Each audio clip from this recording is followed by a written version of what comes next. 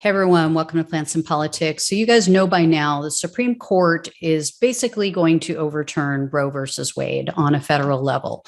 A draft decision written by Justice Alito was leaked to the press, and although it says that they're trying to say it's not a final ruling, the title on the document is Opinion of the Court. And it states, quote, "We hold that Roe and Casey must be overruled." And it says, quote, "It is time to heed the Constitution and return the issue of abortion to the people's elected representatives." I have a lot to say on this, so I'm going to break it down into 2 or 3 segments. So Newsmax, first of all, I want to share with you, proved that once again, they hire all the best people, just like Donald Trump. One of their staple geniuses suggested that Ketanji Brown Jackson leaked the document. You know, the same Ketanji Brown Jackson who hasn't even been seated on the court yet. Anyway, the good news is the public, by and large, disagrees with what they're planning. In a recent poll, 54% of respondents said that Roe versus Wade should basically remain the law of the land. Only 28% said that it should be overturned, and 18% had no opinion either way.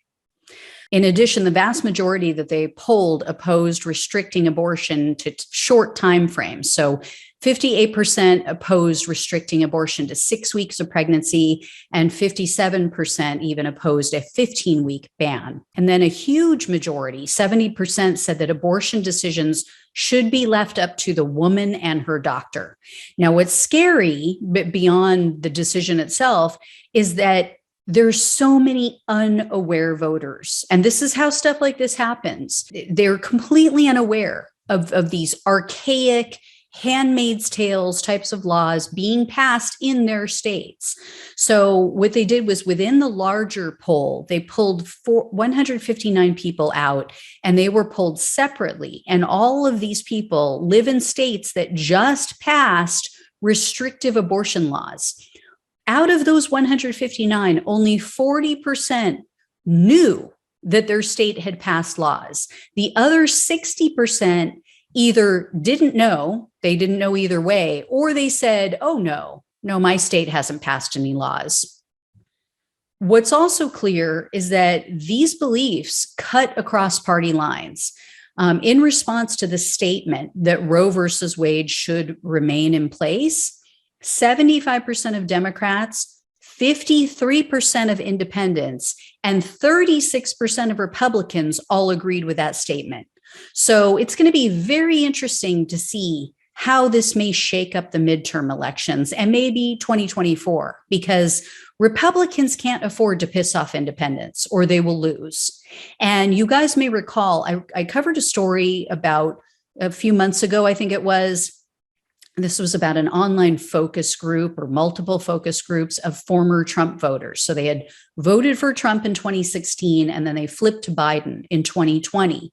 Many of these people in this focus group or these focus groups admitted that they never voted in midterm elections. They just never bothered to show up. But almost all of them, including the men, said that if the Supreme Court overturned Roe versus Wade, it would 100% drive them to the polls in November. And they said they're going to vote for whoever it is that supports the right to choose. So this overreach by the Supreme Court could be just what Democrats need to level the playing field, because otherwise it was looking like a slaughter coming up in the midterm election. So this has to make Republicans upset, which is why I think they're all freaking out. Right? They're all up in arms, their hair is on fire, they're clutching their pearls over this leak. No, what they're upset about is that this gives Democrats more time.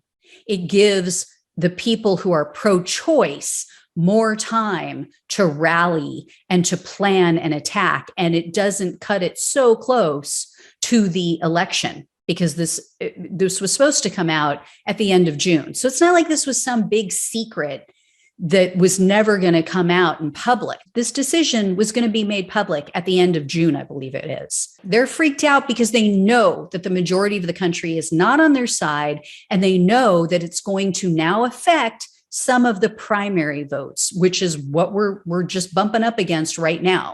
I mean, we just had primary votes in Ohio last night. So they know this is not good news. The thing is, as we all know, women and girls can't wait that long. They can't wait till the midterms. So here's what I want to know. I want to know, when are Democrats going to abolish the filibuster so they can finally pass laws to codify abortion rights? Because as it stands right now, it would take 60 senators. Manchin and Sinema are a lost cause. They've proven they don't care about anything other than themselves, their financial gains, their life after the Senate, their lobbying gigs they're going to get. They don't give a damn about any of us. And at most, Dems are going to pick up Republicans, Collins and Murkowski. And that's not going to be enough. The rest of the Republicans, they're more than happy to stick with just their extremist, religious, small portion of their base, which, makes up about 30% of the country, because we still have this antiquated, completely undemocratic electoral college system. So they don't care. They know they have a built-in advantage, and it hands them a participation trophy all the time. That's how Trump got elected, by participation trophy. You don't have to be popular. My second question is, when are they going to increase the number of Supreme Court justices? Because without doing those two things, they can't protect women, and they're not going to be able to protect any of the other groups that are undoubtedly going to be targeted next. My next question is, when are Democrats going to introduce a bill for mandatory castration for rapists and child molesters? I'm dead serious. If I was in Congress, I would be drafting that bill right this second. And I'd say, bring it on. Come at me. Bring on your arguments about how, we can't alter a man's future and his body just because he committed a crime. Really? But we can alter a woman's body and her future because she was the victim of a crime, because of rape, perhaps. And here's the thing. People get all up in arms about expanding the court. They argue, this is tit for tat. This is, the left being just as radical as the right. No, that is not the case at all.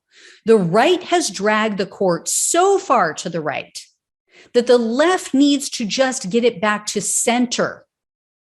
That's all. And I blame weak-ass Democrats as much as Republicans. They allowed this to happen.